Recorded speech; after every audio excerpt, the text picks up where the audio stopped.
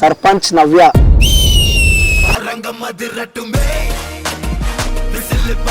అంటే గతంలో చాలా వైరల్ ఏ సోషల్ మీడియా నెట్వర్క్ కానీ దాంతో పాటు కూడా మెయిన్ స్ట్రీమ్ మీడియాలో కూడా సో మీ పేరు ఒక సెన్సేషన్ అయిపోయింది, వైరల్గా మారింది. అంటే ఇప్పుడు ఏమనుకుంటున్నారంటే అందరూ అరే అమ్మ సర్పంచ్ నవ్యకి ఏంది ఫుల్ రిచ్ ఫుల్ పైసలు ఉన్నాయి మస్తు ఎంజాయ్ చేస్తుంది అని చెప్పి అనుకుంటారు. నేను బ్రతికినంత వరకు ఏడుస్తూనే ఉంటాను. ఆ బాధ పోవాలి అంటే నేను చనిపోయినప్పుడే పోతుంది.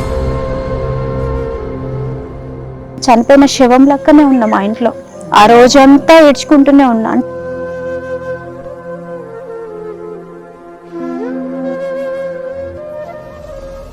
మహిళను కదలాలి ముందు ముందుకు, ఈ దేశానికి మన బాధ్యత చాటేతందుకు.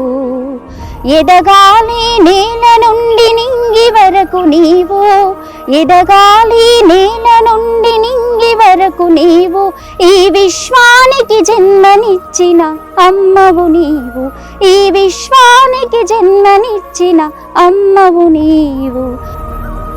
ఇంత చాలు తమ్ముడు నాకు. ఎందుకంటే ప్రతి రాఖీల పండుగకు వస్తే నువ్వు వచ్చినా రాకున్నా, నువ్వు ఎక్కడున్నా నేనే వచ్చి నీకు రాఖీ కడతా. దేవుడు ఒక తోబుట్టు పోయినందుకు నాకు మళ్ళీ ఒక తోబుట్టునిచ్చిండు అనేది చాలా గర్వంగా ఉంది. ఎందుకంటే అందరు ఇట్లా ముందుకు రాలేరు కూడా.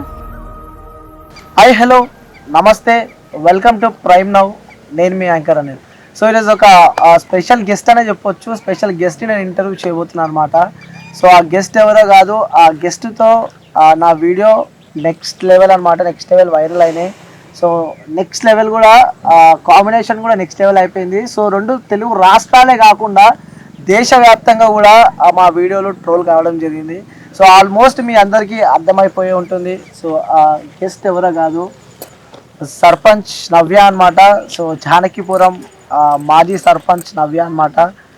సో అనేక ట్రోల్స్లకి అనేక ఇబ్బందులు ఎదుర్కొని సో సుమారు ఒక 2-3 సంవత్సరాలు గడుస్తూ ఉంది. చాలా రోజుల నుంచి సోషల్ మీడియా నెట్వర్క్కి దూరంగా ఉంది. అసలు ఏం జరిగింది సర్పంచ్ నవ్య, ఎందుకంటే గతంలో తను చాలా వైరల్గా మారింది. సో నేను ప్రశ్నిస్తూనే ఉంటా, ఆ మహిళలకు ఎక్కడ అన్యాయం జరిగినా నేను ఉంటా అని చెప్పి కూడా చెప్పిన నవ్య దాని తర్వాత కూడా తెరపైన కనిపించలేకపోయింది. సో గతంలో కొన్ని ఇష్యూస్లో తను వెళ్ళింది, కవర్ చేశాం కూడా. బట్ అనేక ప్రశ్నలు అయితే ఏర్పడ్డాయి తన పైన. ఎందుకంటే ఏం జరిగింది నవ్య లైఫ్లో, నవ్య ఎటుపోయింది, అసలు ఏంటి ఇన్ని రోజులు తను ఉన్నది ఏంటి అని చెప్పి కూడా అనేక ప్రశ్నలు అయితే ఉన్నాయి. సో ఈరోజు సర్పంచ్ నవ్య గారి దగ్గరికి రావడం జరిగింది. సో జానకిపురం మాజీ సర్పంచ్ అనమాట. సో అక్కని వెల్కమ్ చేద్దాం. సో అక్క నమస్తే. నమస్తే తమ్ముడు. ఎట్లున్నావు అక్క? బాగున్నాను తమ్ముడు. ఎక్కడో విన్నట్టు అనిపిస్తుంది ఈ డైలాగ్. అప్పుడు ఎట్లున్నారు అక్క అంటే బాగాలేని అక్క అనడం అది ట్రోల్ అయింది. అవును, నెక్స్ట్ లెవెల్ వైరల్ అయింది. తెలుగు రాష్ట్రాలే కాకుండా కూడా దేశవ్యాప్తంగా దాని మీద రీల్స్ కానీ దాని మీద అనేక ట్రోల్స్ కూడా జరగడం జరిగింది. కొన్ని ఆ టీవీ షోస్ లో కూడా మన డైలాగ్లు వాడుకున్నారు చాలా. అసలు నిజంగా ఈ డౌట్ మనం ఇంతకుముందు క్లారిటీ ఇవ్వాల్సిన అవసరం ఉండే. బట్ తర్వాత మీరు కూడా ఇంటర్వ్యూస్ ఇవ్వలేక కొంచెం మీ పర్సనల్ లైఫ్లో మీరు బిజీ అయిపోయారు కాబట్టి నాకు ఇప్పుడు సందర్భం వచ్చింది కాబట్టి అడుగుతున్నాక, అసలు మనం అది ఎక్స్పెక్టెడ్ వీడియో మనం అసలు ఆ రోజు చేసింది ఎట్లున్నావు అక్క అంటే ఎట్లున్నావు అని చెప్పి అడుగు అంటే ఎట్లున్నావు అంటే బాగాలేనా, ఆ డైలాగ్ ఏదైతే వైరల్ అయిందో అసలు అది ఎక్స్పెక్టెడ్ అన్ఎక్స్పెక్టెడ్ చెప్పాక జనాలకు చాలా మంది తెలియాలి. అది అసలు అది మనం అనుకోకుండా జరిగింది. అది అసలు ఎట్లున్నారు అక్క అంటే బాగాలేని తమ్ముడు అన్న అంటే అడుగు లేదు అది అది అస్సలు నన్ను కూడా చాలా మంది ఇట్లా జరిగింది అంటే లేదు అది అనుకోకుండా, అది జస్ట్ అది క్యాజువల్ గా మాట్లాడుకున్నాం మనం అంతే. అది వాంటెడ్ గా చేసింది ఏం లేదు అందులో. కానీ అది నెక్స్ట్ లెవెల్ వైరల్ గా మారింది చాలా. ఓకే, సో ఇది పక్కన పెడితే సర్పంచ్ నవ్య అంటే గతంలో చాలా వైరల్. అంటే ఏ సోషల్ మీడియా నెట్వర్క్ కానీ దాంతో పాటు కూడా మెయిన్ స్ట్రీమ్ మీడియాలో కూడా సో మీ పేరు ఒక సెన్సేషన్ అయిపోయింది, వైరల్గా మారింది. అంటే సర్పంచ్ అంటే నవ్య, నవ్య అంటే సర్పంచ్ అని ఒక ఆ రకంగా ఏర్పడ్డది. సో దాని తర్వాత అనుకున్నంత ఏదైతే చెప్పినంత చేయలేకపోతుంది సర్పంచ్ నవ్య. అసలు ఏం జరిగింది అక్క మీ లైఫ్లో? అంటే గతంలో అంత పోరాటం చేసుకుంటూ ముందుకు వచ్చిన మీరు తర్వాత మళ్ళీ ఎందుకు ఇలా ఒంటరిగా ఇంట్లో గడుపుతున్నారు? అంటే బిహైండ్ రీజన్ తెలుసుకోవచ్చా? అట్లేం లేదు. పదవి కాలం ఉన్నంత వరకు నా పనులు నేను సక్రమంగా జరుపుకుంటూ వెళ్ళిపోయినా. పదవి అయిపోయిన తర్వాత ఇప్పుడు ఆ, ప్రస్తుతానికి ఇంట్లో ఖాళీగా ఉన్నాను. ఆ, నాకు వీలైనంత వరకు ఇక్కడ ఏదైనా అన్యాయం జరిగితే అక్కడికి వెళ్ళి మాట్లాడడం కూడా జరిగింది. అది నేను మీరందరూ చూడడం అదే కూడా అదే మాకు డౌట్ జరిగింది. వస్తుంది అక్క, ఎందుకంటే మీరు ఫైర్ గా ఉంటారు, కొట్లాడతారు, ముందుకెళ్తారు. అవును. సో మహిళలకు అన్యాయం జరిగితే ప్రశ్నిస్తున్నా అంటేనే ఉంటారు. మరి అలాంటి నవ్య ఎందుకు సైలెంట్ గా అయిపోయిందని చెప్పి కూడా నా ప్రశ్న. లేదు, సైలెంట్ ఏం లేదు. అంటే నాకు వీలైనంతలో నేను వెళ్ళి ఎక్కడ అన్యాయం జరిగితే అక్కడ మాట్లాడడం జరిగింది. కొన్ని కుటుంబంలో ఉన్న బాధాకరమైన సంఘటనలు కారణాల వల్ల బయటికి రాలేకపోయినాను. అదొకటి మెయిన్ రీజన్ ఉంది. అంటే ఇంకా నేను పర్ఫెక్ట్గా ఇంకా మహిళలకి చాలా చోట్ల చాలా అన్యాయాలు జరిగినా కూడా నేను అన్నిటికీ వెళ్ళినా అనట్లేదు. నేను అంటే నాకు యాజ్ పాసిబుల్ నేను ఎంతవరకు పోయేది ఉందో అంతవరకు పోయి వచ్చినాను. అది చాలా జరుగుతూనే ఉంటాయి ఎప్పటికీ. అయినప్పటికీ నాకున్న సమస్యల వల్ల నేను పోలేకపోయాను. అది మెయిన్. సో ఎలా ఉంది అక్క ప్రజెంట్ మీ లైఫ్ కానీ మీ జర్నీ కానీ ఎలా ఉంది? ప్రజెంట్గా బాగానే ఉంది. పిల్లలు, ఇల్లు, ఇంట్లో పని నార్మల్గా జరుగుతుంది. ఫ్యూచర్ కాలమే నిర్ణయిస్తుంది. అంతేనా? ఓకే. ఆ వీడియోస్ చూసినప్పుడు మీరు ఏమనుకున్నారక్క? ఆ టోల్స్ కానీ ఇలాంటివన్నీ చూసినప్పుడు నిజం చెప్పాలి, నవ్వుకున్నారక్క మీరు? చాలా. అది అన్ఎక్స్పెక్టెడ్గా, అది చాలా అంటే అది బాగా వచ్చింది. అసలు ఎట్లున్నారు అని అడుగు తమ్ముడు. అది ఇంకోటి కొన్ని డైలాగ్స్ కూడా మీ బీభత్సంగా వైరల్ పెండ అనుకుంటా అనుకుంటా సంథింగ్ అవన్నీ వైరల్ కావడం జరిగింది. అంటే మీ వీడియోస్ మీకు వచ్చినాక ఫోన్ ఎప్పుడైనా స్క్రోల్ చేస్తున్నప్పుడు కానీ ఇలా మీ వీడియోస్ మీరు చూసుకున్నారు ఎప్పుడైనా? ఎట్లున్నారు అన్నది ఒకటి కొంచెం జోక్ అనిపించింది. తర్వాత ఇక చూసినన్ని వరకు చూస్తాం, నన్ను అన్ని చూడలేం కదా, అంతే. సర్పంచ్ నవ్య అంటే ఒక బ్రాండ్ అక్క. అంటే సర్పంచ్ అని కొట్టగానే నవ్య అని వచ్చేస్తుంది ఆటోమేటిక్. మన ఎందులో కొట్టినా ఆ పేరు అంటే ఒక బ్రాండ్ గా అయిపోయింది, సర్పంచ్ నవ్య అని చెప్పి. సో ఇప్పుడు మీ నేమ్ లో ఆ సర్పంచ్ అనే పదం వెళ్ళిపోయింది, ఇప్పుడు ఎక్స్ గా మారిరు. సో ఎలా ఉండే అక్క? అంటే సర్పంచ్ నుండి ఇప్పుడు ఎక్స్ సర్పంచ్ కదా. సో ఎలా ఇంటి పేరుగా మారిపోయింది మీకు సర్పంచ్ అని చెప్పి? ఉన్నప్పుడు నా పదవి కాలం ఉన్నంత వరకు నా బాధ్యత, నా పనులు నేను సక్రమంగా జరుపుకున్నాను.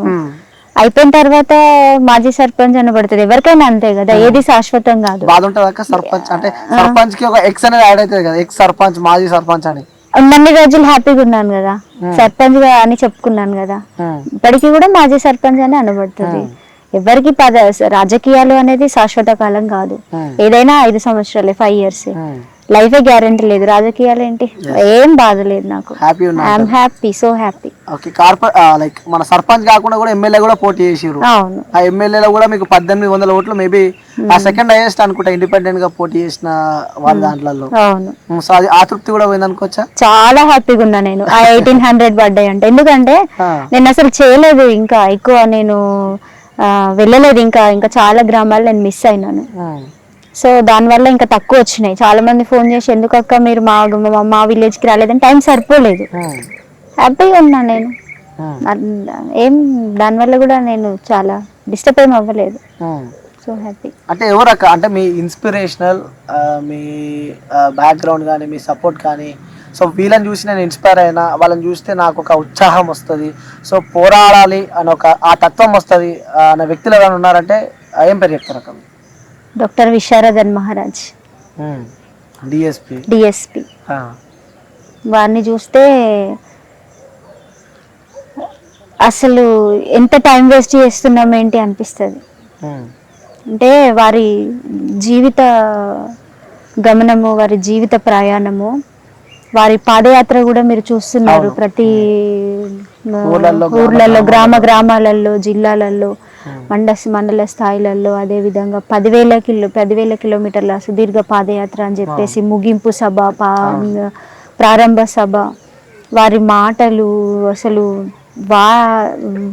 వారి అంటే రాజ్యాంగంలో మనకి ఇన్ని హక్కులు ఇచ్చిండ్రు కదా. అంబేద్కర్ గారి, కాన్షీరామ్ గారి సిద్ధాంతం ప్రకారము, అంబేద్కర్ గారి సిద్ధాంత ప్రకారము, అదేవిధంగా ఇంకెంతో మంది మహనీయులు ఉన్నారు. అంతమంది మహనీయుల అడుగులలో వారు నడవడము, వారి గమ్యం అనేది నాకు చాలా ఇష్టం. ఒక తండ్రిలాగా ఎప్పటికీ గౌరవిస్తాను, ఒక తోబుట్టులాగా ఎప్పటికీ గౌరవిస్తాను. మీ ఇన్స్పిరేషనల్ అంటే లైక్ ఈయన ఈయన నా సపోర్ట్ అన్నట్టు లైక్ అంటే సో అతను చూసి మనం అన్నీ నేర్చుకోవచ్చు. లైక్ ఆ ఒక ఫోటో కానీ లేకుంటే ఇప్పుడు రియల్గా ఉన్నా కానీ వాళ్ళని చూస్తే కథ మనకి గూజ్ బంప్ రావడం కానీ సో అలా మేము ఎందుకు పోరాడలేదు అని ఇలాంటి ఎప్పుడన్నా వచ్చిన వ్యక్తులు ఎవరు ఉన్నారా? విశారదన్ మహారాజ్ వారిని చూస్తేనే నాకు అసలు సర్పంచ్ అయిన తర్వాత నాకు టాకింగ్ పవర్ లేదు, నాకు తెలియదు ఎట్లా మాట్లాడాలో. వారిని చూసిన తర్వాతే మాట్లాడడం స్టార్ట్ చేసిన. వారే అంత గొప్ప వ్యక్తి మళ్ళీ ఎవరైనా ఉన్నారా అంటే లేరు అనే చెప్తాను నేను. నాకు లేరు అని అనిపిస్తుంది. టు బి ఫ్రాంక్ మాట్లాడాలంటే అంత గొప్ప వ్యక్తి ఇంకా ఆయన తర్వాత ఎవరైనా ఉన్నారా అంటే లేరు అనే చెప్తాను నేను. అంత నీతిగా, అంత నిజాయితీగా, అంత హార్ట్ఫుల్గా, అంత మంచి నిజాయితీగా అంటే నిజాన్ని బయటికి, సత్యాన్ని బయటికి తీసుకురావడం అంటే వారే అనిపిస్తుంది. వారు ఒక మెసేజ్ ఇస్తారు, ధర్మము సత్యము అనేది ఎప్పుడు గెలవదు, ధర్మము సత్యం అనేది ఎప్పుడు గెలవదు, కానీ ధర్మము సత్యము గెలవాలంటే యుద్ధం చేపించాలి అంటాడు. ఒక వీడియోలో నేను వింటాను, నేను స్టేటస్ లో కూడా పెట్టుకుంటాను, నా వాట్సాప్ స్టేటస్ లో కూడా పెట్టుకుంటాను వారిది. ధర్మము ఎప్పుడు నిజాయితీ, ధర్మము ఎప్పుడు గెలవదు, నిజాయితీ ధర్మం గెలవాలంటే వాటిని యుద్ధం చేయించాలంటాడు. అది నాకు చాలా వండర్ఫుల్ అనిపిస్తుంది. ఇంకా ఇంకా చాలా చెప్తాడు. సో అంటే అవన్నీ చూసి మీరు ఇన్స్పైర్ గానీ మాట్లాడడం నేర్చుకున్నా అని చెప్పి చాలా నేను నేర్చుకున్నదే అక్కడ డిఎస్పి ఉద్యమంలోనే. నేను డిఎస్పిలో ఉన్న కార్యకర్తల ద్వారానే నేను డిఎస్పిలో మీటింగ్స్ అటెండ్ అవ్వడం వల్లనే విశారదన్ గారిని చూసి విశారదన్ గారి టాకింగ్ పవర్ చూసి నేను తెచ్చుకున్న జ్ఞానం అంతా అక్కడి నుంచి, నాకు వచ్చిన జ్ఞానం అంతా అక్కడి నుంచి. ఇంకోటి అంటే పెద్ద కులం వాళ్ళే రాజకీయాలు చేయాలి, వాళ్ళే ఏలాలి, వాళ్ళే పాలించాలి అని చెప్పి సో ఎక్కడ చూసినా కొన్ని పెద్ద కులాలకు సంబంధించిన వాళ్ళే ఉంటారు. లైక్ అంటే చిన్న సామాజిక వర్గానికి చెందిన వ్యక్తులు కూడా తెరపైన మనం ఎక్కువ చూడలేకపోతాం. సో ఆ వ్యక్తులను ఎప్పుడు మనము ఒక ఎమ్మెల్యే కింద రైట్ హ్యాండ్ గానో లేకుంటే ఒక సర్పంచ్ కింద లైక్ ఎవరైనా కానీ సో వాళ్ళ కింద నెక్స్ట్ పొజిషన్ ఎవరైతే ఉంటారో వాళ్ళు అక్కడనే మనం చూస్తూ ఉంటాం. వాళ్ళని మెయిన్ గా మనం చూడలేకపోతుంటాం. అంటే ఎలా అనిపిస్తుంది అలాంటివి మీకు చూసినప్పుడు? ఎందుకంటే మీరు ఒక మాదిగ బిడ్డగా కూడా పోరాటం చేసిరు, సో అలాగే సర్పంచ్ గా గెలిచారు కాబట్టి సో ఆ వీడియోస్ నేను చూస్తూ ఉంటాం మీ స్టేటస్ కాబట్టి ఎలా అనిపిస్తుంటది ఇవన్నీ మీరు చూసినప్పుడు? అంటే మనకేం తక్కువ అని చెప్పి అనిపించలే ఎప్పుడు? అనిపిస్తుంది 100%. ఎందుకంటే రాజ్యాంగంలో, భారత రాజ్యాంగంలో అంబేద్కర్ రాసిన సిద్ధాంతం ప్రకారము మనము ఒక పవర్ లో ఉన్నప్పుడు ఆ పవర్ యూజ్ చేసుకోవాలి. ఇంకా పవర్ యూజ్ చేసుకోకుండా మనము మనకు ఇచ్చిన పవర్ ని మనం ఉపయోగించుకోవాలి. మనకి ఇచ్చిన పవర్ ని ఉపయోగించుకోకుండా మనం పక్క వాళ్ళ దగ్గరికి వెళ్తున్నాము అని అంటే, ఇప్పుడు ఈ విషయం కూడా నేను చెప్తా. ఎలా అంటే విశారదన్ గారు ఈ విషయం కూడా చాలా బాగా స్పష్టంగా చెప్తారు. ఎందుకంటే మా రాజకీయ గురువు ఆయనే, వారే. ఎందుకంటే గొప్పగా చెప్పుకోవాల్సిన అవసరం ఉంది, చెప్పుకోవాలి. ఎవరైతే రాజకీయ పవర్ అంటే వారు ఒక హోదాలో ఉన్నప్పుడు ఆ పవర్ ఉపయోగించుకోకుండా వారు పక్కదారులు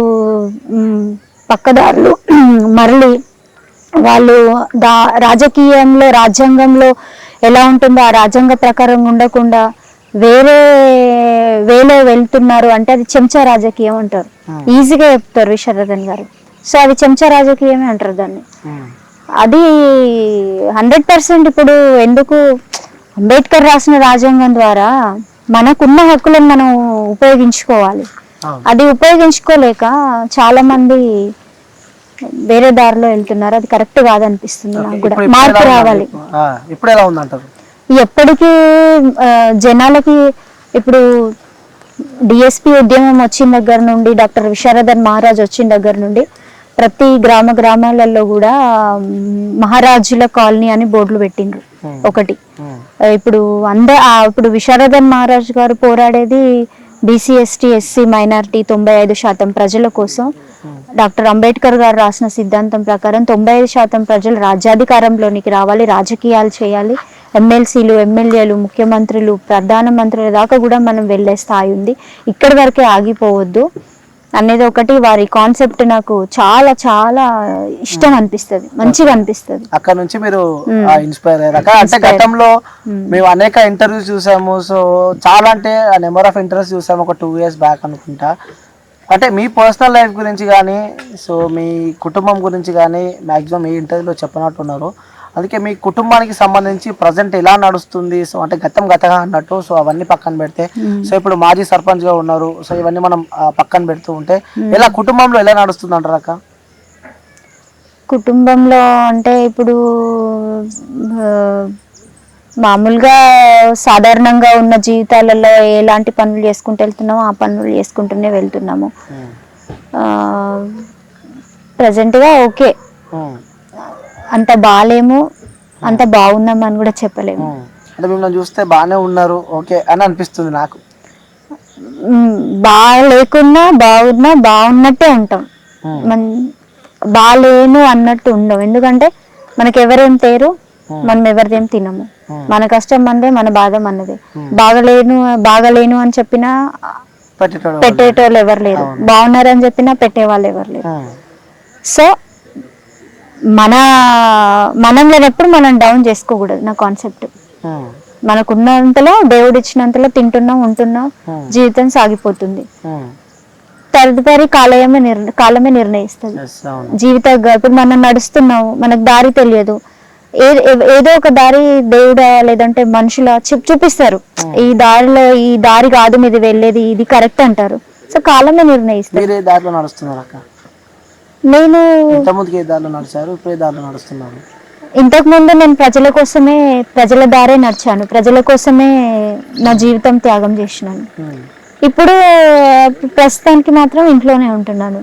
తదుపరి నిర్ణయం కాలమే సమాధానం.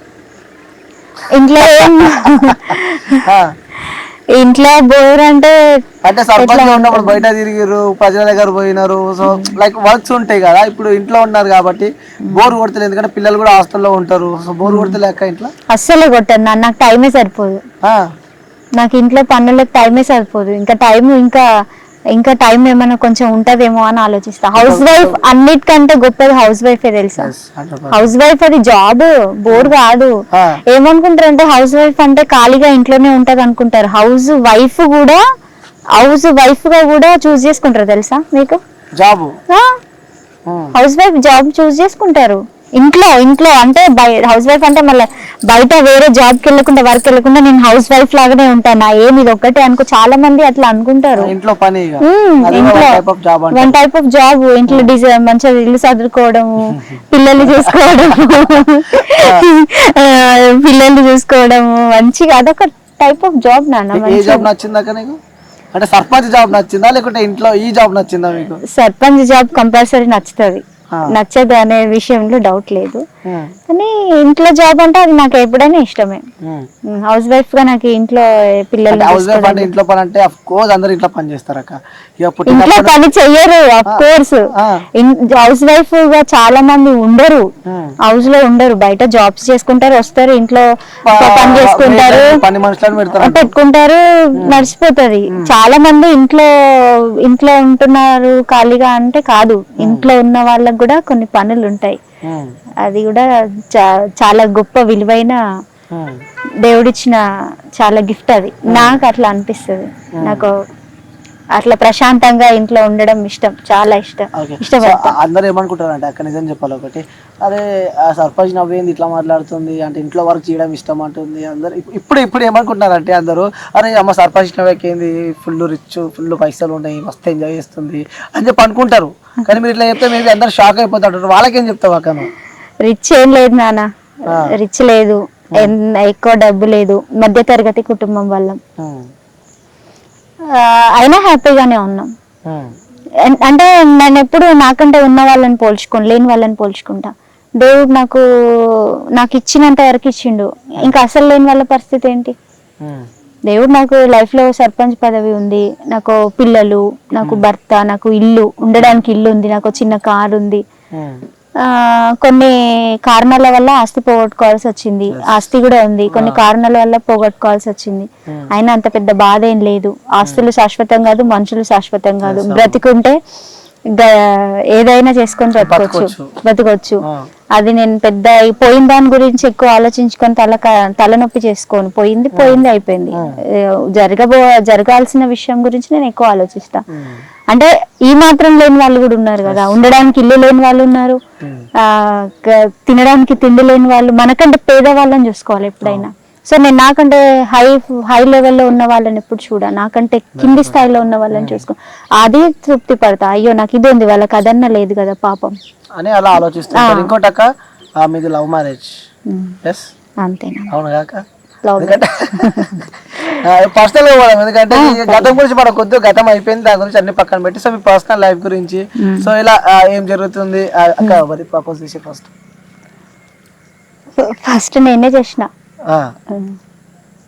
ప్రపోజ్ చేసుకోవడం ఏం లేదు అందులో, ప్రపోజ్ చేసుకోవడం ఏం లేదు. జస్ట్ ఫోన్ మాట్లాడుకున్నా, మా ఇంటికి వచ్చిండు, నేను వాళ్ళ ఇంటికి వచ్చిన. అన్నయ్య వల్ల పరిచయం, మా ఓన్ బ్రదర్ వల్ల. అంటే ఫస్ట్ ఎట్లా అంటే మా అమ్మ వాళ్ళ చెల్లి కొడుకు మ్యారేజ్ కి వచ్చిండు ఇతను. సో అక్కడ నన్ను చూసిండు, పెళ్లిలో నేను ఇతన్ని చూసిన. కానీ అంతవరకు ఏం లేదు. ఇంకా తర్వాత మా అన్నయ్యతో ఈయన ఫ్రెండ్షిప్ చేసిండు, మా ఓన్ బ్రదర్ తో. నా కోసం చెప్పండి తెలుసుకోవాలి, ఇది కూడా చెప్పండి. నా కోసం మా ఓన్ బ్రదర్ తో ఫ్రెండ్షిప్ చేసిండు. సో నాకు ఒక రోజు అంటే నేను మా అన్నయ్య ఇద్దరం కలిసి కూర్చొని అన్నం తింటున్నాము. తింటుంటే ఒక సందర్భం వచ్చింది. మా ఫ్రెండ్ ఉన్నాడమ్మా, ప్రవీణ్ అని, వాళ్ళది జానకిపురం విలేజ్. చదువుకున్నాడు బాగా, తెలివి చాలా ఉంది, ఎవరితో ఎట్లా ఉండాలో కూడా తెలుసు. ఎందుకో నీకు కరెక్ట్ అనిపిస్తుంది, తననిచ్చి చేయాలి అని నాకు ఒకటి ఆలోచన ఉంది నాకు. కానీ నువ్వు పల్లెటూరులో ఉండవో సిటీలో పెరిగినావు కదా, నువ్వు అడ్జస్ట్ అవుతావో కాదో అని నాకు ఒక బాధ తప్ప ఏం లేదు అని అన్నాడు. అయితే వాస్తవానికి నేను అన్నని చాలా విలువిస్తా. నా జీవితంలో తండ్రి కంటే నేను ఎక్కువ విలువిచ్చేదంటే నా తోడబుట్టిన అన్నకే. అన్న మాట అన్నాడు కదా అని చెప్పేసి నాకు సరే, మా అన్న ఏది ఆలోచించినా నా గురించి ఆలోచిస్తాడు కదా అని చెప్పేసి తిను అంతకుముందు ఒకసారి మా ఇంటికి వచ్చిండు. ఏదో వర్క్ మీద, రామంతపూర్లో సంథింగ్ ఏదో వర్క్ మీద మా ఇంటికి వచ్చిండు. అప్పుడు జస్ట్ బాగున్నారా, ఇంటికి వచ్చిన వాళ్ళతో ఎవరినైనా పలకరిస్తాం కదండి మనం. సో బాగున్నారా అంటే బాగున్నానని మాట్లాడినాం. తర్వాత మళ్ళీ నేనే కాల్ చేసి మీరు ఏం చేస్తారు ఏంటి అని మాట్లాడడం జరిగింది. అంతవరకే. నంబర్ మా అన్న సెల్లో నుంచి తీసుకున్నాను. అన్నకు తెలియదు, మా అన్నకి తెలియదు. ఇలాంటి స్టోరీలు తెలియదు బయటికి. సో అన్న సెల్లులో నుండి తీసుకోవడం జరిగింది. కాల్ చేసిన వచ్చిండు. టెంపుల్ దగ్గర జస్ట్ వన్ టైమే కలిసాము. తను పెళ్లి చేసుకుంటా అన్నాడు, ఓకే అన్న. వాళ్ళ పేరెంట్స్ ని తీసుకొని వచ్చిండు. మా పేరెంట్స్ ఇటు వచ్చేసిరు. ఒక 1 month కూడా అవ్వలేదు, 20 days లో నా మ్యారేజ్ అయిపోయింది. 1-2 times కలిసిండు అంతే. వచ్చి భయం కాలేక? అంటే నువ్వు అక్కడ రామంతపూర్ సైడ్ అటు పెరిగినావు, అటు సిటీ ఇటు విలేజ్ అంటారు. సో అక్కడ సిటీలో పెరిగి ఇక్కడ విలేజ్ కి వస్తే ఇబ్బందులు ఎదుర్కోవాల్సి వస్తుందేమో అని చెప్పి కొంచెం అంటారు కదా, విలేజ్ లో ఉన్న వాళ్ళకి కొంచెం ఆ సాంప్రదాయాలు ఇవన్నీ ఎక్కువ ఉంటాయి అని చెప్పి కూడా అంటూ ఉంటారు. ఇప్పుడు భయం కాలే మరి ఊరికి వస్తే ఎట్లుంటారు? ఎందుకంటే అందరు ఇక్కడ నుంచి అక్కడికి వెళ్తారు, విలేజ్ నుంచి అందరూ సిటీకి వస్తారు. మీరు సిటీ నుంచి ఇక్కడికి వచ్చారు. అంటే నేను పుట్టి పెరిగింది కూడా సాంప్రదాయంలోనే పెరిగిన. అంటే నేను అమ్మ, అంటే అమ్మ కూడా నన్ను అంటే చెప్పొద్దు కానీ బాయిల కప్పలాగా పెంచింది నన్ను. బయటికి వెళ్ళనియకపోయేది నన్ను, రోడ్డు ఇల్లు గేట్ ఇట్లా దాటనియకపోయేది. సో నేను హైదరాబాద్ లో ఉన్నాను కానీ నాకు హైదరాబాద్ లో ఆఫ్ కూడా తెలియదు. మా ఉన్న గల్లీ తప్ప ఒక 2-3 ఏమన్నా పేర్లు చెప్పగలుగుతా తప్ప నాకు అంతకంటే ఎక్కువ తెలియదు. నేను పోలేదు. సో ఇక నాకు మంచిగా అనిపించింది. నాకు ఫస్ట్ ఆఫ్ ఆల్ ఏంటంటే నేను హైదరాబాద్ లో పెరిగినా కాబట్టి నాకు ఊరంటే చాలా ఇష్టం. ఎప్పుడన్నా మా బొమ్మెరకి అమ్మ వాళ్ళ ఇంటికి పోతే అక్కడ ఒక 2-3 రోజుల కంటే ఎక్కువ ఉండం. నాకేమో ఊర్లో ఉండాలని, నాకు చాలా ఊరు కల్చర్ అంటే చాలా ఇష్టం. సరే ఇక పల్లెటూరే కదా అడ్జస్ట్ అయిపోదామని చేసుకున్నాను. మా పెళ్ళైన తర్వాత కూడా చాలా మంది నా మీద డౌట్ పడ్డారు. అంటే అప్పుడు ఇంకా అంటే ఇక సిటీలో నుండి వచ్చిన వాళ్ళు ఎట్లా ఉంటారు తమ్ముడు, ఇప్పుడంటే కొన్ని అన్ని అలవాటు పడి భాష ఈ లాంగ్వేజ్ ఇక్కడ కల్చర్ లాగా ఇక్కడ మెయింటైన్ చేస్తా, ఎందుకంటే ఇంకా అక్కడిది మాట్లాడితే ఇక్కడ వేరే ఫీల్ అవుతారు. సో నేను చాలా మంది నన్ను డౌట్ గా చూసిండ్రు, అసలు ఇక్కడ ఉంటదా ఉండదా, ఆయన తీసుకొని పోతా, వాళ్ళ భర్తను తీసుకొని పోతాయా, ఏం చేస్తుంది అసలు ఏమో అని ఫ్యామిలీస్ లో బయట డౌట్ పడ్డా కూడా మా సార్ అంటే ఇప్పుడు తనే నన్ను హైదరాబాద్ కి పోయి బతుకుదామా ఇంకెక్కడన్నా పోయి ఉందామా అన్నా కూడా నేనే వద్దు ఇక్కడే ఉందామని చెప్తా. తను పోదామన్నా నేను ఇంట్లో నుండి బయటికి వెళ్ళి, ఎందుకంటే మన ఊరు మన కల్చరు అంటే ఫ్రీడమ్, ఇక్కడ ఉన్నంత స్వేచ్ఛ ఫ్రీడమ్ ఏది న్యాచురల్ అక్కడ హైదరాబాద్ లో ఉండదు. ఎందుకంటే ఆల్మోస్ట్ నేను 19 years అక్కడే బ్రతికిన, ఆ 19 years నేను చూసిన అక్కడ అంతా ఒకరింటికి ఒకరు పోరు, పలకరించుకోరు, మాట్లాడుకోరు, అంత కంఫర్ట్ గా ఉంటారు. ఇక్కడ చూడు పోయా కాసేపు మనకి ఏ బాధ అనిపించినా ఏ అక్క దగ్గరికి వెళ్ళినా అక్క అని కొంచెం ఇట్లా కూర్చుంటే అరే ఏందిరా అని ఒక ఫీలింగ్ ఉంటది. సో నాకు అది చాలా ఇష్టం. ఓకే, సో అంటే రీసెంట్గా మీ కుటుంబంలో కూడా ఒక విషాదం చోటు చేసుకుంది. మీకు ఎంతో ఇష్టమైన మీ ఓన్ బ్రదర్ అడగొద్దు అనుకున్నాక బట్ తెలియాలి, సో చాలా ఇష్టం అని చెప్పి నాకు తెలుసు. మధ్యలో కూడా మనం కాల్స్ ఒకసారి మాట్లాడుకున్నాం ఈ ఇష్యూకి సంబంధించి కూడా. ఎలా ఓవర్కమ్ చేశారంట అంటే ఆడపిల్ల పుడితేనే ఇంట్లో పట్టించుకోలేని సిచ్యువేషన్లో కూడా మనం బతుకుతున్నా కూడా ఈ సిచ్యువేషన్లో పెళ్ళయి అత్తగారింట్లో మీరున్నా కూడా మీ ఓన్ బ్రదర్ని తీసుకొని వచ్చి మీ ఇంట్లో పెట్టుకొని ఎన్నో ఇబ్బందులు ఎదుర్కొన్నా సరే కూడా మీరు దగ్గరుండి చూసుకున్నారు. కాబట్టి అసలు ఏంటి అక్క మీకు మీ బ్రదర్కి మీ అన్నకున్న అనుబంధం ఎలాంటిది, ఏంటి అసలు ఏం జరిగిందంటారు?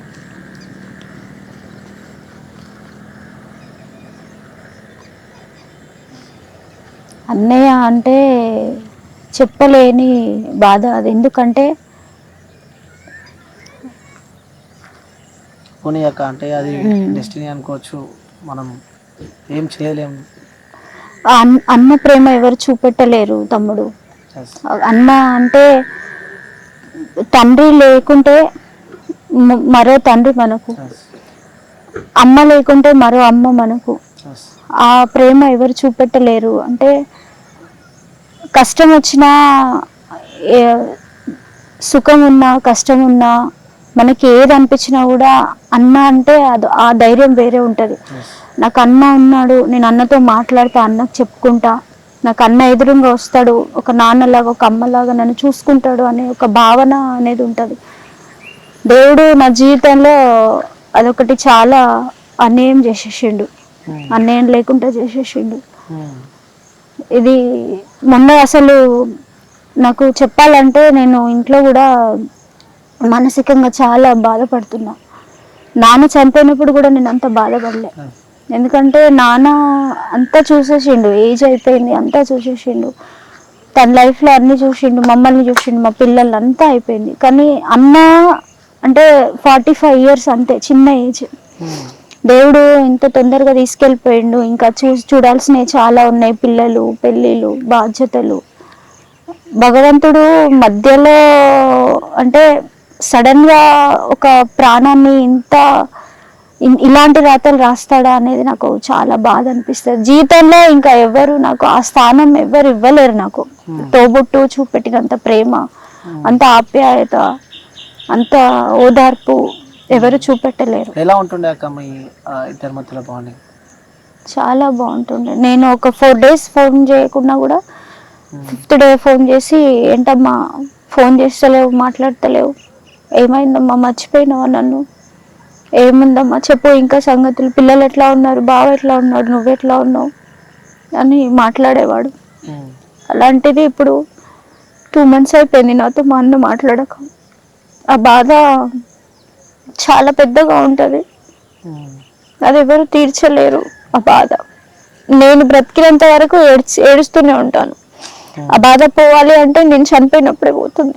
డెస్టినీ అక్క అంటే అలా జరిగిపోతుంది, ఎందుకంటే మనం రాతలు ఎవరికి రాయలేం కాబట్టి. సో ఆ టైం వస్తే ఎవరైనా పోవాల్సిందే. మీరు ఎప్పుడు సంతోషంగా ఉండాలి, ఎందుకంటే మీకు ఫ్యామిలీ ఉంది, సో పిల్లలు ఉన్నారు కాబట్టి. అంటే తను ఎక్కడున్నా అంటే మీ బ్రదర్ కానీ ఒకదాని అన్న అనుకుంటా కదా? ఒక్కడే అన్నయ్య, ఇంకా ఎవరు లేరు. నేను ఒక్కదాన్ని, నాకు ఒక అన్నయ్య. అంటే తను ఎక్కడున్నా మా చెల్లెలు హ్యాపీగా ఉండాలి, సంతోషంగా ఉండాలని చెప్పి కూడా కోరుకుంటారు. మీరు ఎప్పుడు బాధపడితే తను కూడా అక్కడ బాధపడుతూ ఉండొచ్చు అక్క. సో మీరు ఎప్పుడు బాధపడొద్దు. రీసెంట్గా కూడా మనం రాఖీ ఫెస్టివల్ కూడా మీరు మిస్ అయినట్టున్నారు. చాలా మిస్ అయినా. ఆ రోజు నేను రాఖీ ఫెస్టివల్ రోజు అసలు చనిపోయిన శవంలానే ఉన్నాను తమ్ముడు ఇంట్లో నేను. ఆ రోజు ఎందుకంటే నా లైఫ్లో ఫస్ట్ టైం నేను మా అన్నకి రాఖీ కట్టకుంటున్నది. ఎంత లేట్ అయిపోయినా కూడా నేను చాలా దూరంలో ఉన్నాను కదా, ఊర్లో ఉన్నాను కదా, ఎంత లేట్ అయిపోయినా 10 అయినా 11 అయినా వెళ్ళి రాఖీ కట్టేది. అలిగేటోడు నా మీద, ఎప్పుడు లేట్గానే వస్తావు, నువ్వు కట్టిన తర్వాత అందరు కడితే నేను తృప్తిగా ఉంటా, నువ్వు లేటుగా కడతావు రాఖీ, తొందరగా ఎర్లీగా రావు అంటే నాకున్న సిచ్యువేషన్స్లో నాకు కూడా 2 ఆడపడుచులు ఉన్నారు, వాళ్ళని కూడా చూసుకోవాలి, అంత చూసుకున్న తర్వాత వెళ్ళాలి అని చెప్పి కాస్త లేట్గా వెళ్ళేది. ఇప్పుడు అట్లా కొట్లాడే వాళ్ళు కూడా లేరు అనేది ఒక బాధ చాలా ఉంది. దేవుణ్ణి ప్రార్థించాలి, ఇంకా మనస్సు చాలా శాంతిగా ఉండాలి అన్న, కానీ బ్రతకాలని చాలా కోరిక ఉండే మా అన్నయ్య. మధ్యలో కూడా ఏదో సంఘటన జరిగిందని చెప్పి కూడా చెప్పడం జరిగింది, హెల్త్ కి సంబంధించిన ఇష్యూస్ రావడం కానీ, చిన్న ఏజ్ లో అన్న దూరం అయిపోయాడని చెప్పి. సో అక్క రాఖీల పండుగ కూడా అయిపోయి కూడా మేబీ ఒక 1 వీక్ కూడా కావస్తుంది. సో అంటే రాఖీల పండుగ అంటే ఎప్పుడన్నా జరుపుకోవచ్చు, బికాస్ రక్షణగా ఉండాలని చెప్పి కట్టుకునేది రాఖీల పండుగ అంటారు కాబట్టి. సో రీసెంట్గా ఫస్ట్ రాఖీ అనుకుంటా కదా మీ బ్రదర్కి రాఖీ కట్టండి, ఫస్ట్ రాఖీ తమ్ముడు. ఓకే. సో అక్క లైఫ్లో ఎప్పుడు మిస్ అవ్వలే, ఎంత జ్వరం వచ్చినా ఏ ప్రాబ్లం ఉన్నా అన్నకు రాఖీ కట్టాలి అని ఒకటి. అందుకే చెప్తా నేను, ఒకటి అక్కలకి చెల్లెళ్ళకి అంటే అన్నదమ్ములు ఉన్న వాళ్ళకి ఒకటే చెప్తా, మనుషులు ఎప్పుడైనా కూడా బంధము అనేది ఎప్పుడు దూరం చేసుకోకూడదు. అన్నలు ఉన్న వాళ్ళు, తమ్ముళ్ళు ఉన్న వాళ్ళు కంపల్సరీ చాలా చోట్ల చాలా ప్లేస్లో నేను చూస్తా, అన్నయ్యలు చెల్లెళ్ళు ఉన్న వాళ్ళు కొంతమంది వెళ్ళి రాఖీ కట్టరు, అంటే నిర్లక్ష్యం చేస్తారు. కొన్ని ప్లేస్లలో నేను కొన్ని ఫ్యామిలీస్లలో చూసుకుంటూ వచ్చిన, ఎప్పుడు కూడా సమస్యలు అనేవి అన్న చెల్లెల మధ్యలో 100 ఉండొచ్చు, కానీ ఆ రోజు మాత్రం ఇద్దరు కొట్టుకున్నా తిట్టుకున్నా ఏ పరిస్థితిలో ఉన్నా రాఖీ కట్టుకోకుండా మాత్రం ఉండొద్దు, అన్నకు రాఖీ కట్టకుండా మాత్రం ఉండొద్దు. నేనేం చెప్తున్నా, నేను రాఖీల పండుగ రోజు ఒక చనిపోయిన శవం లెక్కనే ఉన్నా మా ఇంట్లో, ఆ రోజంతా ఏడ్చుకుంటూనే ఉన్నా. అంటే అన్న లేడు అంటే అంత బాధ, అంటే ఉన్నప్పుడు ఎందుకు, అన్నాళ్ళు ఉన్నారు, తమ్ముళ్ళు ఉన్నారు, హ్యాపీగా వెళ్ళి ఎన్ని బాధలు ఉన్నా కూడా అవన్నీ పక్కకు పెట్టి వెళ్ళి రాఖీ కట్టుకోవాలి. రాఖీ బంధమే అంత గొప్పది, అన్న చెల్లెళ్ళ బంధం అంత గొప్పది. సో అంటే మీరు ఫస్ట్ రాఖీ కదక మిస్ కావడం మీ బ్రదర్ని, సో మీ బ్రదర్ దూరమైన అని చెప్పి కూడా బాధలో ఉన్నారని చెప్పి నాకు తెలిసాక, సో నాకు కాల్ చేసినప్పుడు కూడా మీరు చాలా ఇబ్బందిగా మాట్లాడారు. సో ఈ రాఖీల పండుగకి మీరు దూరం అయ్యారు కాబట్టి, సో మేబీ 3 to 4 days అవుతుంది రాఖీల పండుగ. ఫస్ట్ రాఖీల పండుగకి మీరు మీ బ్రదర్ని మిస్ అయ్యారు కాబట్టి, సో నీకు తోడుగా నీకు రక్షణగా ఈ తమ్ముడు ఉందని చెప్పి మర్చిపోకుండా. సో మనం ఒక ఫ్యామిలీగా బంధంగా ఏర్పడ్డది 3-4 సంవత్సరాల నుంచి. ప్రవీణ్ కానీ మీరు కానీ, సో ఏమైనా ఇబ్బందులు ఉన్నా మీరు నాకు కాల్ చేయడం కానీ, నేను మీకు కాల్ చేయడం కానీ ఇలా నడుస్తూ ఉంది. సో అన్న లేడని చెప్పి ఎప్పుడు బాధపడకుండా, మీకోసం మీ తమ్ముడు ఉన్నాడు. సో ఈ తమ్ముడి కోసం ఈ రాఖీ కడతారని చెప్పి నేను అనుకుంటున్నాక, ఎందుకంటే అక్కడ అన్నకు దూరం అయ్యారు, ఇక్కడ ఈ తమ్ముడికి మీరు దగ్గర అయ్యారు అనుకోవచ్చాక. ప్రతి ఇయర్ మీరు నా దగ్గరకు వచ్చి రాఖీ కడతారు, ఒకవేళ మీకు ఇబ్బంది ఉన్నా నేను వచ్చి రాఖీ కట్టించుకుంటా అని చెప్పి కూడా అనుకుంటున్నా. సో మీరు ఎప్పుడు బాధపడద్దాక, అక్కడ ఉన్న కూడా చాలా సంతోషంగా ఉంటాడు. ఇప్పుడు చూస్తుంటే కూడా తను హ్యాపీగా ఫీల్ అవుతూ ఉన్నారు, మా చెల్లెలకి ఒక తమ్ముడు దొరికాయని చెప్పి కూడా సంతోషపడతారని చెప్పి నేను అనుకుంటున్నాక. ఒకసారి నా కోసం ఈ రాఖీ కడతారు, ఈ రాఖీ కడతప్పుడు కూడా మీకు ఎప్పుడు రక్షణగా ఉంటాయని చెప్పి కూడా నేను మాటిస్తున్నాను అక్క.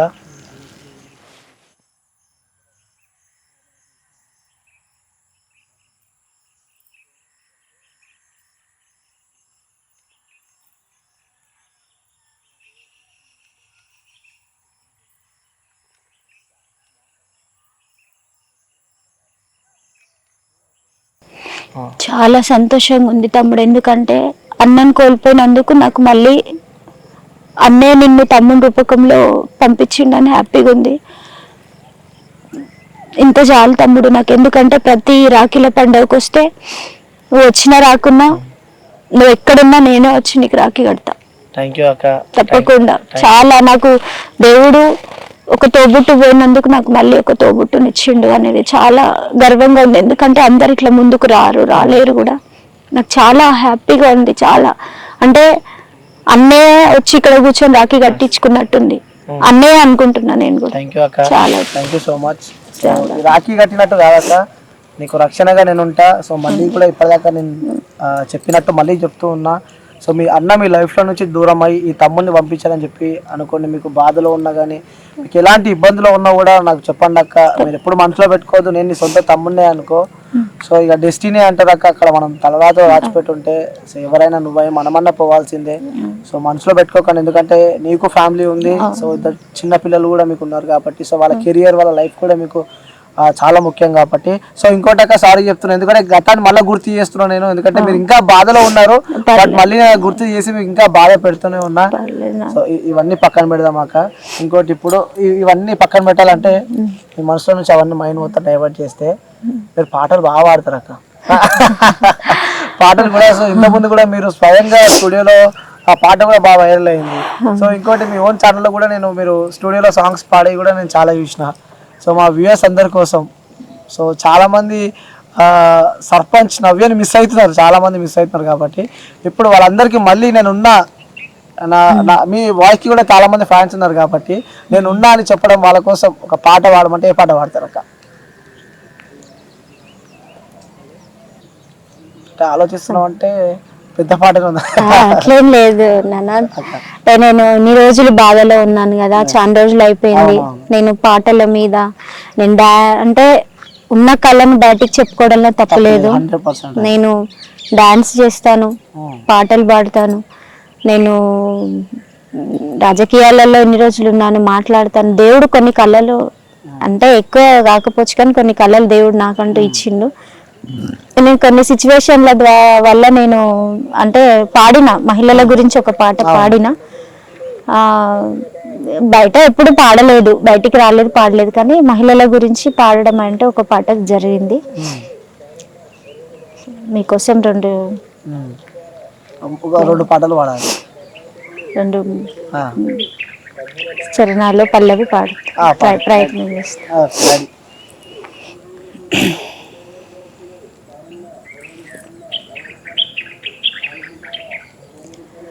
మహిళను కదలాలి ముందు ముందుకు, ఈ దేశానికి మన బాధ్యత చాటెతందుకు. మహిళను కదలాలి ముందు ముందుకు, ఈ దేశానికి మన బాధ్యత చాటెతందుకు. ఎదగాలి నేల నుండి నింగి వరకు నీవు, ఎదగాలి నేల నుండి నింగి వరకు నీవు, ఈ విశ్వానికి జన్మనిచ్చిన అమ్మవు నీవు, ఈ విశ్వానికి జన్మనిచ్చిన అమ్మవు నీవు. మహిళను కదలాలి ముందు ముందుకు, ఈ దేశానికి మన బాధ్యత చాటెతందుకు. చిన్ననాటి నుండి మనకు చీదరింపులెదురాయే, పెరిగి పెద్దయిన కూడా అవమానం వీడదాయే. బయటికి పోదామంటే కామాందుల తూటాయే, ప్రతి పుట్టుకకు కారణమాడదని తెలుసో, ప్రతి పుట్టుకకు కారణమాడదని తెలుసో. అయినా కూడా చేస్తున్నారు బ్రతుకు అలుసు, అయినా కూడా చేస్తున్నారు బ్రతుకు అలుసు. మహిళను కదలాలి ముందు ముందుకు, ఈ దేశానికి మన బాధ్యత చాటెతందుకు. మహిళను కదలాలి ముందు ముందుకు, ఈ దేశానికి మన బాధ్యత చాటెతందుకు. నిజంగా సూపర్. నిజంగా వింటూ ఉంటే ఇంకా వినాలి అనిపిస్తుంది. అంటే దాంట్లో ఇన్వాల్వ్ అయిపోయి పాడారు, ఆ పాట కూడా మహిళల కోసం పాడారు. అంటే ఎలా వచ్చింది నాకు ఈ పాట పాడాలని చెప్పి? పాట అంటే మహిళల గురించి ఒక పాట రాయించాలి, పాడాలి అనేది ఒక ఆలోచన చాలా ఉండే. సో అది చిన్నప్పుడు ఒక 6 నెలలు కర్ణాటక సంగీతం నేర్చుకున్నాను తమ్ముడు. సో కొంచెం అప్పుడప్పుడు ఇంట్లో పాటలు పాడడం మా సార్ గమనించిండు. తను పాటలు పాడుతుంది కదా అని చెప్పి తనే నా పాటకు ప్రతిరూపం కష్టం అంతా ఆయనే. సో సపోర్ట్ చేస్తూ ఉంటాడు అక్క అన్న, నిజం చెప్పాలి. చాలా చేస్తాడు తమ్ముడు. నేను అంటే డాన్స్ చేసిన కొంతమంది ఎట్లా అంటారంటే, అంటే అందరూ కాదు, కొంతమంది పాటలు పాడనివ్వరు, డాన్స్ వేయనివ్వరు. ఎందుకు మనకి అవసరమా ఎందుకు అని ఫ్రీడమ్ ఇవ్వనివ్వరు. అంటే తను నాకు చాలా ఫ్రీడమ్ ఇచ్చిండు, పాటలలోనే కావచ్చు, మాటలలోనే కావచ్చు, డాన్స్ రూపకంలోనే కావచ్చు. ఇక నేనే వెనకడిగేస్తా ఉంటాను, నేను వద్దు నేను చెయ్యను అంటే ఉన్న కళను ఉపయోగించుకోకపోవడం ఎందుకు అట్లా ఏంటి అని నాకు చాలా ఆయన విషయాలు చాలా చెప్తాడు. రామాలయం టెంపుల్లో కూడా ప్రతిసారి తను ఇన్స్టాగ్రామ్ నేను మీ యూట్యూబ్ ఛానల్ చూసాను, సాంగ్ పాడారు, అది తనకి ఇష్టమైన పాట పాడించుకుంటాడు. సో ఈ పాట కూడా పాడిపిస్తాక, సో అన్న కూడా మన ఇంటర్వ్యూలో జాయిన్ అయిపోతాడు, జాయిన్ అయిన తర్వాత కూడా మళ్ళీ పాడిపిస్తా. సో ఇంకా మన వ్యూవర్స్ కి, ఈ సమాజానికి సో చివరిగా చెప్పాలి అంటే ఏం చెప్తావు అక్క? అంటే ఫస్ట్ ఒక క్వశ్చన్ అడుగుతాక, అంటే సర్పంచ్ నవ్య ఇక లేదు సైలెంట్ అయిపోయింది అన్న వాళ్ళకి ఏం చెప్తావు అక్క? ఫస్ట్ సైలెంట్ ఎప్పుడు అయిపోదు, ఎందుకు అయిపోతుంది, ఎందుకంటే రాజ్యాంగం ప్రకారంగా ఏ రోజు సైలెంట్ అయిపోను నేను. అంటే నేనున్న బాధ, అంటే నాకు తోడుబుట్టిన అన్న అంటే నేను బయటికి రావట్లేదు ఇంతవరకు కూడా. ఇంకా అంటే నాకు ఇంటర్వ్యూ ఇవ్వడం కూడా వాస్తవానికి నాకు నా మైండ్ సహకరించలేదు, అంటే నా మనసు నా మైండ్ సహకరించలేదు. ఎందుకంటే 2 months కూడా కంప్లీట్ అవ్వలేదు. నేను ప్రతిరోజు ఏడవని రోజు లేదు, ఇంట్లో బాధపడని రోజు లేదు, ఏడవని రోజు లేదు, గుర్తు చేసుకొని రోజు లేదు. నాకు మనసు బాగాలేదు, ఎందుకంటే నాకు ఇంట్లో నాకు ఒక సమస్య పోగానే ఒక సమస్య. కన్న తండ్రిని పోగొట్టుకున్నాను, 3 years అవుతుంది. కన్న తండ్రి పోయిండు అని అంటే మళ్ళీ తండ్రి తర్వాత తండ్రి ఎవరు అంటే మా మావయ్య కూడా అని కోల్పోయినా. మళ్ళీ తర్వాత అమ్మ దూరం ఉన్న అమ్మ తర్వాత అమ్మ ఎవరంటే మా అత్తమ్మని కూడా 1 year అయిపోయింది, చాలా రోజులు అయిపోయింది కోల్పోయి అత్తమ్మని కూడా. అంటే ఒక అమ్మలాగా, అంటే అమ్మ దూరం ఉన్నప్పుడు ఒక అమ్మలాగా ప్రతి అత్త కోడళ్ళకి సాధారణంగా గొడవలు వస్తాయి, రావు అని కాదు, కానీ ఒకనొక సిచ్యువేషన్ లో అమ్మలాగా వెనకలు ఉంటది, వస్తుంది, మాట్లాడుతుంది, కూర్చుంటది, మనకి తెలియని కూడా చెప్తుంది. ఇప్పుడు ఆమె కూడా నాకు లేకుండా అయిపోయింది, ఇంట్లో ఒంటరిగా ఉన్నా అనే ఒక బాధ ఒకటి నాకు ఉంటది. ఎందుకంటే ఇటు నాన్న లేడు, అత్తమ్మ లేదు, మామయ్య లేడు, అన్న ఉంటే అన్న కోల్పోయిండు. మాకున్న కుటుంబాలలో కూడా అందరికి ఒకరికి పోతే ఒకరికి సమస్యలు ఎదురవుతూ ఉన్నాయి, ఎవరం ప్రశాంతంగా లేము, కుటుంబాలలో సమస్యలు. అందుకని ఆ బాధ ఎక్కువ, అంటే ఎవరు పోయినా బాధ భరించినా కానీ అన్న పోయిండు అంటే భరించలేదు. ఇప్పటికీ కూడా ఆ బాధ చెప్పలేము, అంటే అమ్మో అనిపిస్తుంది, అంటే ఉన్నాడు ఎక్కడ ఉన్నాడు అనిపిస్తుంది, లేడు అంటే అమ్మో అనిపిస్తుంది, గుండెలో ఏదో అమ్మో ఎక్కడ పోయిండు మా అన్నయ్య లేడు రాడు.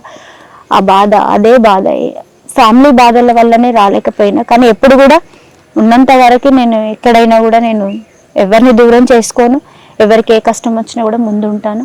తదుపరి రాజకీయ జీవితంలో రాజ్యాంగం ప్రకారంగా 95% ప్రజలకి కూడా న్యాయం జరగాలి, వారు కూడా రాజకీయాలలోకి రావాలి, రాజ్యాధికారం రావాలి, అందరికీ సమాన హక్కులు ఉండాలి, అందరం సమానంగా సధర్మంగా రాజకీయాలు చేయాలి, ధర్మం అనేది గెలవాలి. ధర్మం అనేది డాక్టర్ విశారదన్ గారు చెప్పినట్టు ధర్మం అనేది ఎప్పుడు గెలుస్తుంది అంటే ధర్మాన్ని యుద్ధం చేపిస్తేనే గెలుస్తుంది అన్నట్టు యుద్ధం కూడా చేయించాలి, అది నా కాన్సెప్ట్. సూపర్ అక్క. సో మనసులో ఎలాంటి బాధ పెట్టుకోకుండా ఇంకా ముందుకు సాగుతారు, అంటే లైఫ్లో అవన్నీ ఇక జరుగుతూ ఉంటాయి, అవన్నీ మనసులో పక్కన పెట్టుకొని హ్యాపీగా మీ లైఫ్ కొనసాగుతుందని చెప్పి కొనసాగాలని చెప్పి కూడా మనస్ఫూర్తిగా కోరుకుంటున్నాక. ఇంకోటి థ్యాంక్ యూ కూడా చెప్తున్నాక.